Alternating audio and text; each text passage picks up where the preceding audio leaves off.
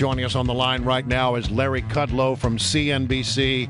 Larry, it is times like these that we need a steady hand. We need somebody who give us the good guidance about what's really going on in the world, because there's volatility. There's a lot of volatility out there. Make sense of it for us, Larry. Please explain it to us. Yeah, gee whiz. If I were that good. Look, you're in the throes of a periodic stock market correction, if that's what you mean. And all I can say is corrections come and go, and I wouldn't panic. I wouldn't even act on it. Want to know the truth? I would just ride it through. Yeah.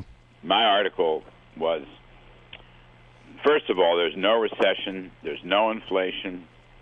The oil price drop is really a good thing. I don't know, some whacked out, overly stressed portfolio managers were trying to tell me on Friday and Thursday and Wednesday that lower oil price is a bad idea. I think they're nuts. Nuts. I mean, in fact, our economy, which at the margin is actually getting better, not worse, will be aided enormously by lower oil prices. Who are we kidding? It's like a big tax cut. And by the way, it's not because the world is falling apart. It's because we practically doubled. Do you know this? We practically doubled our supply of oil. I mean, we've gone from basically 5 million barrels a day to 9 million plus barrels a day, and if you include liquid oil derivatives, we're actually bigger than Saudi Arabia. And at some point, that price had to crack. So now it's cracking, and I don't think we've seen the low yet. That is just unambiguously good. That's my only point. All right. So and isn't this what we always wanted? This we wanted the free flow of oil. We wanted cheaper prices, so we take the money out of the terrorists' hands. Yeah, I mean the oil thing I get, but I mean I'm not truly understanding what it is that is causing the nervousness in the market. I mean, if what you're saying is true, that businesses are doing pretty well, profits are up, we're not in a recession, then what's driving this? The great thing about the stock market is you never really know. There's a million theories. In the short run, you never know. In the long run, I mean, bear markets will come and go in the recession when the economy goes into recession. Keep your eye on profits, okay? Let me just try this one on you. Profits have to fall if you're going to have a prolonged, sustained down market. And profits are not falling. They are rising. They're probably rising, 5 to 7% a year. And the price correction you got last week and the week before, I think the net correction is about 6%, something like that. That doesn't even qualify. I mean, a real manhood type correction is 10%. So this is still kind of a wussy correction. But right now, multiples in the S&P 500 are about 14.5, maybe 15 times earnings. That's not low, but it's not high either. So there's no problem there. People are worried about European growth. Well, I would worry about European growth. But let me tell you something. Our biggest trading partners, this is such an important factoid, our biggest trading partners are right here in North America, Mexico and Canada. A third of our exports come from NAFTA countries. You know how much we get from Europe? How much? An eighth. 12% Europe, 33% Mexico and Canada, and, oh, by the way, 8% China. So a lot of these armchair economists miss that point. Now, I don't think Europe's in good shape at all. Don't get me. I don't. I think that money's too tight probably, and they need to make changes in their tax codes and their labor and all the rest of it. The entitlement states are too big.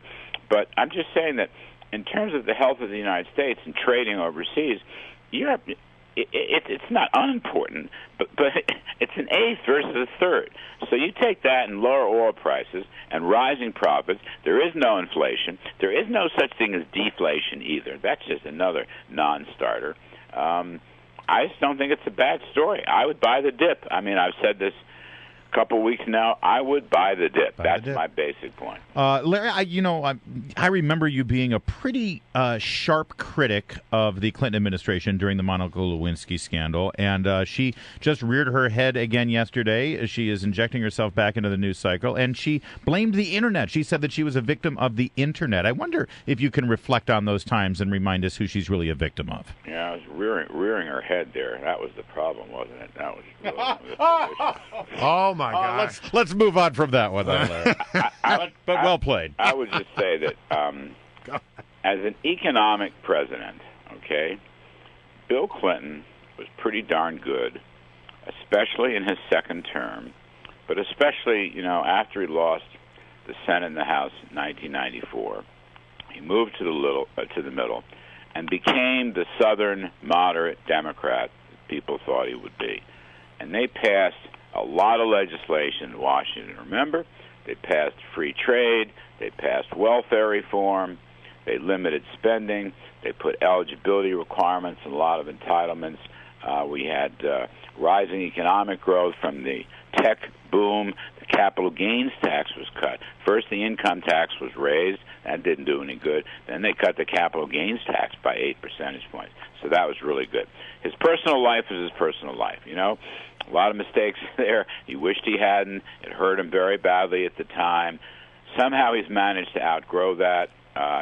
Time passes. History is treating him rather well at the moment. The Lewinsky thing was most unfortunate. It was the daily story. We all covered it. I remember in those years, I used to do McLaughlin pretty much every week, the old McLaughlin show. And, there was a lot of lying going on from the White House, and that was all most regrettable. Now, in terms of what she's saying now, you know what? It just seems to me still the very distant past. Exactly. 1 minute left. I want you to sort of handicap how you see the midterm elections going as far as the Senate is concerned. Looking better to me. I basically think there's 52 Republican Senate seats now, maybe 53. I'm a little worried. I'm still worried about Kansas. I'm worried about South Dakota. In South Dakota, it's the independent Larry Pressler, who's a dummy and shouldn't have done this. I know him. He never should have done this. Georgia, I think Georgia is still up for grabs. I think Iowa looks great for the Republicans. I think Colorado looks great. Those two is probably the biggest news in the last week or 10 days. Those two are going into the Republican column. So I'm looking at 52, maybe 53 right now. All right, we're going to leave it right there. Larry Kudlow, always a pleasure. Thanks very much.